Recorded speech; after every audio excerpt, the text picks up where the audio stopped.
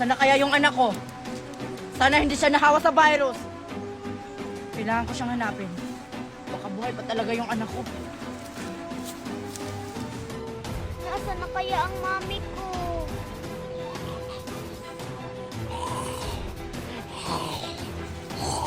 Wala, ano yan?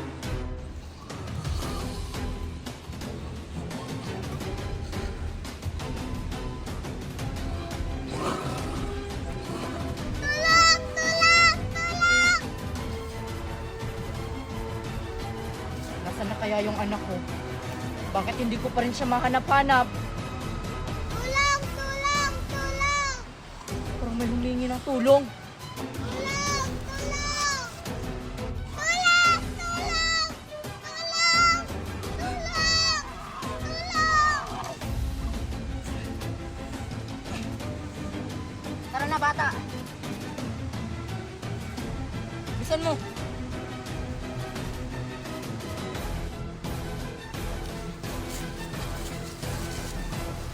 Okay ka lang, bata? Hindi ka ba nasaktan? Wala bang nakagat sa'yo? Maraming salamat po sa pagligtas. Walang anuman, bata. Buti na lang hindi ka nakagat ng zombie. Wala ka bang kasama?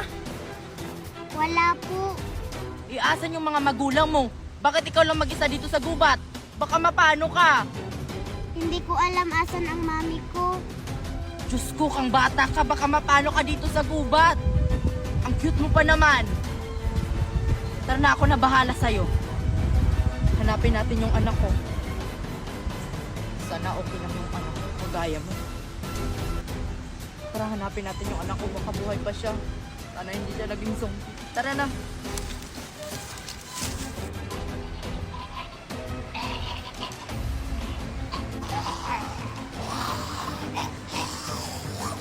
Mga zombies! Paano tayo makakadaan?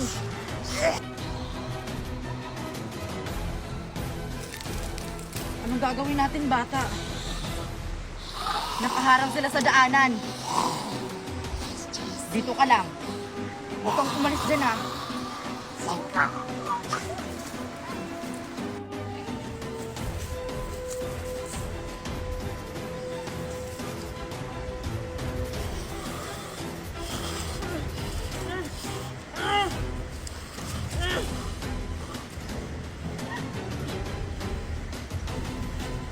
Halika na, bata!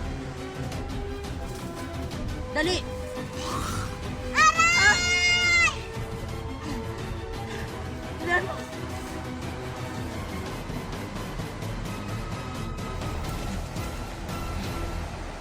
Aray, ang sakit! Patingin nga.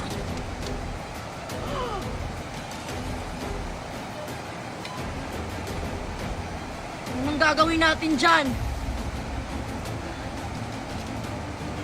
Magiging zombie na ba ako? Oo, bata. Pasensya ka na.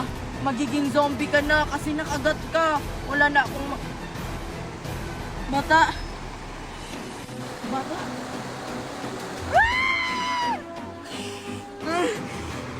Bata!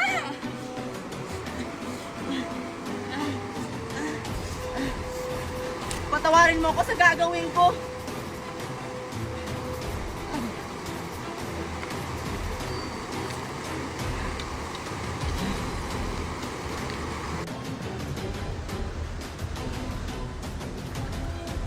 Kawawa naman ang batang yun. Walang kamuwang-muwang. Kinain ng zombie.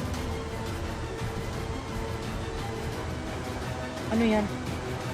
Mga patay na ba yan?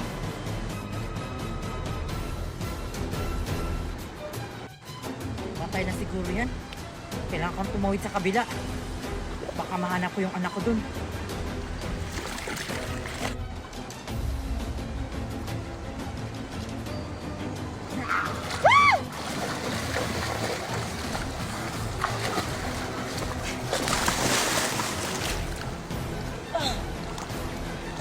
Ang dami nila. Kailangan kong bumalik. Ngayon na ang takdang panahon upang magampanan ni Marian ang kanyang bagong tungkulin bilang isang reyna. Ngunit may pagbabago. sapagkat hindi laman ng bagong reyna ang mga ngalaga sa mga brilyante. Paghiwalay-hiwalayin ko ito upang makasiguro ako na hindi ito makuha ng mga hator.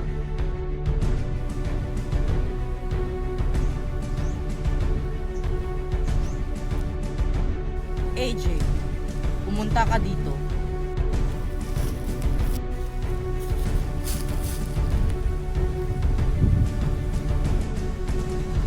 Pinagkakaloob ko sa iyo, ang brilyante ng lupa.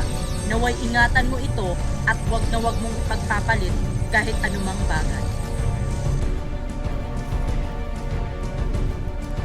Buhay ko may aking alay. Sinusumpa ko sa buong Encantadia.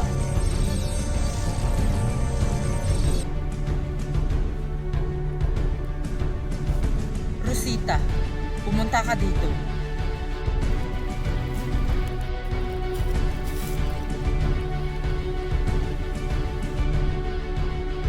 Ipinagkakaloob ko naman sa iyo ang brilyante ng tubig upang maging dalisay ang iyong puso at isip upang maging karapat-dapat ka sa brilyanteng ito.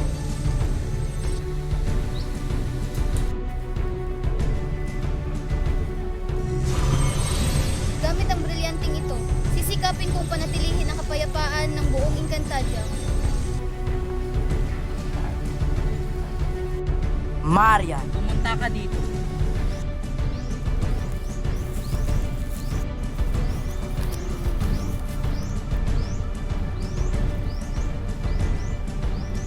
Ang aking tagapagmana, ibibigay ko sa iyo ang brilyante ng ating lahi.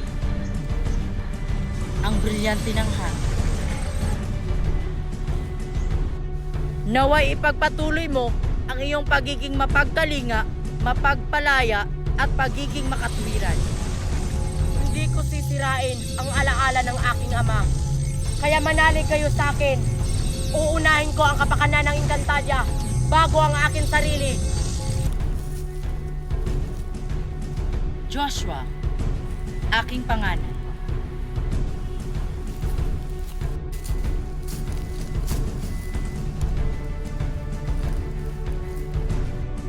Aking panganay na anak. Ibibigay ko sa iyo ang brilyante ng apoy. Joshua, anak. Ibibigay ko lamang sa iyo ang brilyante ng apoy kapag ikaw ay nagbago at maging mapagkumbaba upang maging karapat-dapat ka sa brilyanteng ito. Anong ibig sabihin nito, ina? Karapat-dapat ako sa brilyanteng iyan sapagkat ako ang iyong panganay na anak. Anak, makinig ka na lamang sa akin. Ginagawa ko lang naman ito para sa ikabubuti mo at ikabubuti ng buong Encantadia. Kabuti? O sadyang pinagkakaisahan niyo lang ako? Ngayon, ina, hinahamon kita. Joshua, tumigil ka na! Hindi mo na ginagalang ang ating ina! Hayaan niyo siya, anak. Kapag nanalo ako, ibibigay mo sa akin ang brilyante ng apoy. Kapag nanalo ka naman, hihintayin ko ang takdang panahon na sinasabi mo. Itigil mo na to, Joshua! Nilalamon ka na ng iyong kasakiman! Sige, tinatanggap ko ang iyong hamon. Ipapakita ko sa iyo, ina, na karapat-dapat ako sa brilyanteng iyan.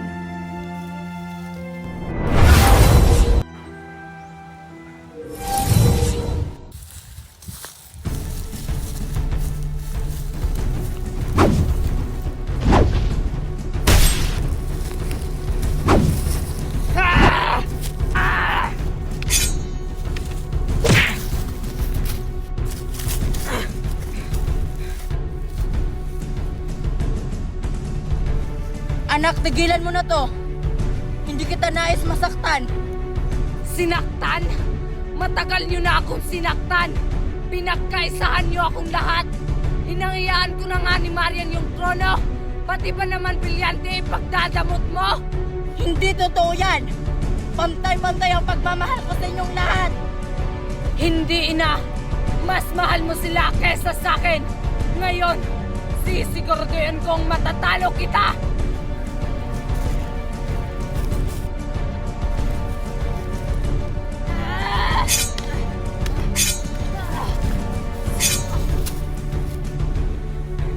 Ngayon, ibigay mo na sa akin ang brilyante. Anak, hindi mo to kailangan gawin para makuha ang gusto mo. Ina, Nasa panganib si Ina. Kailangan natin siyang tulungan! Ina, ibigay mo na lang sa akin ang brilyante. Kung ayaw mong masaktan, dalian mo, Ina!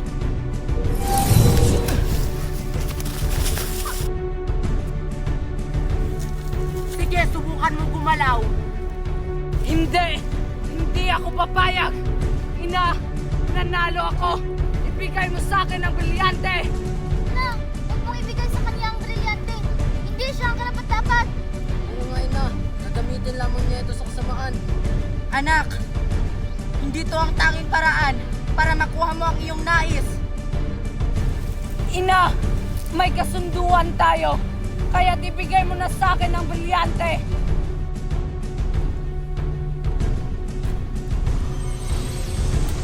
O ito, tanggapin mo. Ngunit Ina, hindi siya ang karapat-dapat. Hindi anak, ang kasunduan ay kasunduan. Natalo niya ako sa aming laban. Kaya nararapat lamang na makuha niya ang kanyang nais. Mabuti naman at alam mo. Kaya't ibigay mo na sa akin ang brilyante. Ina, hindi ako papayag. Tumakas na kayo. Hindi dapat makuha ni Joshua ang brilyante ng apoy dahil hindi siya ang karapat-dapat. Mga kapatid, itakas niyo na ang ating ina. Tara na, Ina! Hindi maaari! Pasneya! Itigil mo na to, Joshua. Hindi ikaw ang karapat-dapat sa brilyante ng apoy. Antayin mo ang takdang panahon. Mag-antay ka! Hindi! Ang kasunduan ay kasunduan. Makukuha ko rin ang brilyante, Ina! Ang ganda-ganda talaga ng laruan ko. Ang boring naman dito. Wala ba akong makakalaro dito? Ang ganda. Aray naman! Ano ba? Bakit ka namamangga? Tumingin ka nga sa dinadaanan mo. Teka, bago ka ba dito? Ikaw nga tong di tumitingin sa dinadaanan mo. Oo, bago ako rito. Kalilipat lang namin ng mami ko. Ano namang pangalan mo? Ako pala si Queenie, ang pinakamagandang bata dito. Maganda? Maganda ka ba? Oo, sabi ng mami ko. Bakit? Ay, sinungaling siguro yung mami mo, no? Hala, sinabihan mo si mami ng sinungaling. Hindi kaya sinungaling yung mami ko. Eh, hindi ka naman maganda eh. Tingnan mo nga yung mukha mo. Maganda kaya ako. Ikaw nga, mukha kang Peppa Pig. May pasalamin-salamin ka pa. Peppa Pig, tingnan mo nga ang ganda nga ng salamin ko. Eh, ikaw nga mukha kang syokoy sa dagat. Hindi totoo yan. Isusumbong kita kay mami. Asan kaya si Maria? Sino yung umiiyak? Hoy bata, bakit ka umiiyak? Yung bata kasi doon na mataba, sinabihan ako na mukha akong syokoy. Sinong mataba? Baka si Mima yun. Nang-aaway talaga yun. Hindi ko siya kilala kasi bago lang kami lipat sa bayan na ito. Gusto mo awayin natin siya? Sige, para makaganti na ako sa matabang batang yon. Tara! Sana matutuwa sa akin si Junjun kasi may ibibigay ako sa kanyang chocolate. Tingnan mo, Junjun, oh, ang ganda ng alkansya ko. Binilhan ako ni Ninang Magna kasi kailangan ko daw mag-ipon kasi malapit na yung Pasko. Wow, talaga? Kailan kaya ako bibila ni Magna? Ano ba yan? Kasama ni Junjun si Mimay. Baka agawin ni Mimay tong chocolate ko. Sige, ako na nga lang bahala. Ay, baka sa'yo yung isa. May binili pa kasi isa si Ninang Magna. Hi, Junjun! O bakit nandito ka, Queenie? Nagpapapansin ka siguro kay Junjun, no? Ay, hindi kaya. Andito kasi ako kasi may ibibigay ako kay Junjun na chocolate. Kasi nga, binigyan niya ako kahapon. Wow, ang bait mo naman, Queenie.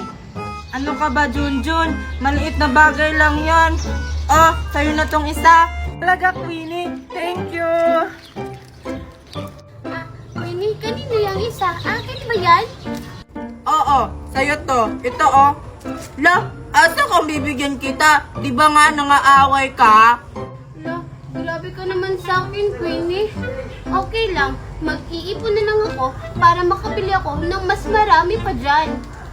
Eh ano naman, may marami pa naman akong ganito sa bahay. At may ipon din ako. Hala, wag na nga kayong mag-away. Sige, Mimay, hati na lang tayo dito. Thank you, Junjun! Hala, Junjun, bakit mo siya binigyan? Para sa'yo lang yan. Kasi mabait siya, hindi katulad mo. Akin na yan. Pati rin sa'yo, Junjun, kasi pinamimigay mo naman yung binibigay ko. Bahala nga kayo dyan. Ang damot mo talaga, Queenie. Bibili rin kami ng ganyan ni Junjun.